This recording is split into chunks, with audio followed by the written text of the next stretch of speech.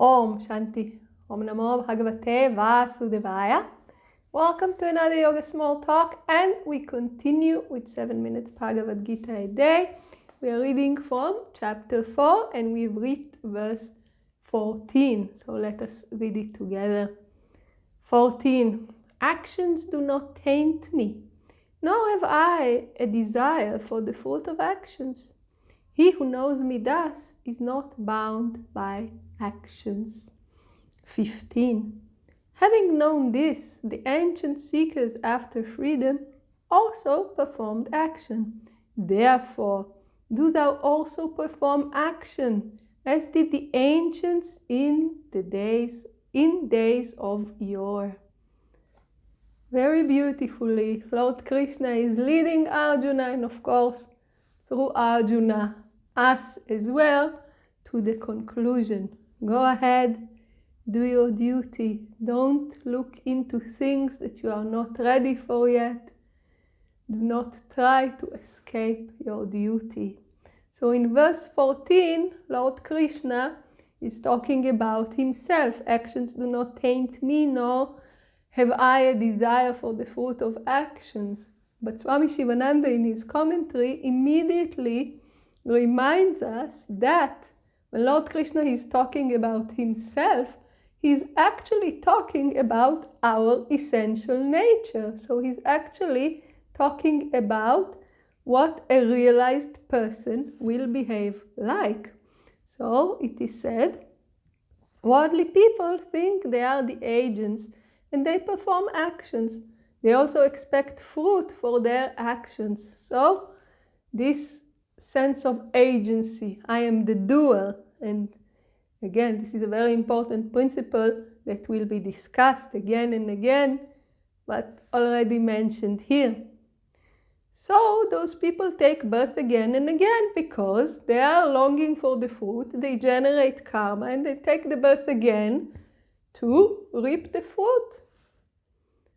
If one walks without attachment, meaning if one realizes their true essential nature, which is not other than myself, the Supreme, as Lord Krishna is saying, if one walks without attachment, without egoism, without expectation of fruits, he too will not be bound by action. So in the same way that Lord Krishna is saying, actions do not taint me, meaning I do not accumulate any karma, if you will realize me, this is Lord Krishna telling us, if you will realize me, if you will realize that I am nothing else than your true essential divine nature, you too will be freed from karma. But in verse 15, we are taken one step back. When you are wise, you will still be acting for the benefit of everybody. We saw this in chapter 3 about the ideal leader.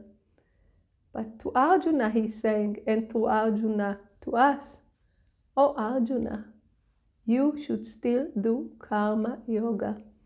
You are still not beyond being tainted by actions. So therefore, the actions should be proper.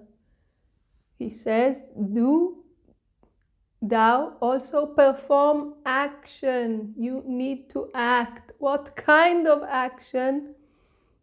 We spoke before about the caste system. Arjuna is a kshatriya.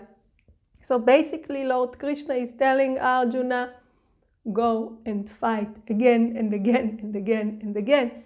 This message comes back. Arjuna, for you, karma yoga. Act in a dharmic way and rest assured that this action will lead you to me. Meaning will lead you to supreme bliss, will lead you to happiness, will lead you to realizing your true essential divine nature. Worry not that I am giving you a lesser path that will not bring you happiness. It will bring you happiness, and it has done so since the beginning of time. It says sages of yore, but you have to start where you are. Where you are is the fitness for karma yoga. And again, we are reminded, Arjuna is a kshatriya, he's a warrior. But because of his attachment to his friends, to his family, to his teacher, and because of his association with the body, seeing himself as a body, and therefore I and mine, the dualistic view, he wanted to take on the duties of a brahmana.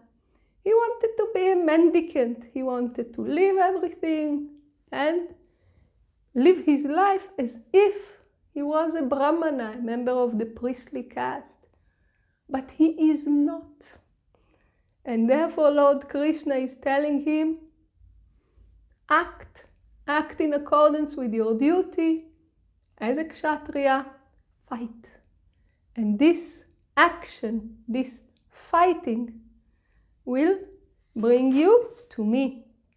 Swami Shivananda explains, knowing thus, meaning that once we recognize our true essential nature, that the self can have no desire for the fruit of actions and cannot be tainted by them, and knowing that no one can be tainted if he walks without egoism, attachment, and expectation of fruits, do thou perform your duty. So, if you are not having this wisdom, definitely perform your duty, follow dharma. If you are having this wisdom, do your duty, but selflessly. Karma yoga. Either way, you will grow closer and closer to me. With the karma yoga, wisdom will come more and more and more, but you have to act.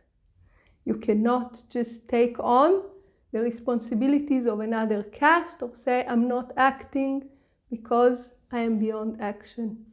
Lord Krishna is saying specifically, you are not, you have to act, and realizing this, you shall also come to me. And this is the message for us as well. And the teachings continue with the science of action and inaction. And we will hear all about it in the next videos. Please join us. Om Shanti.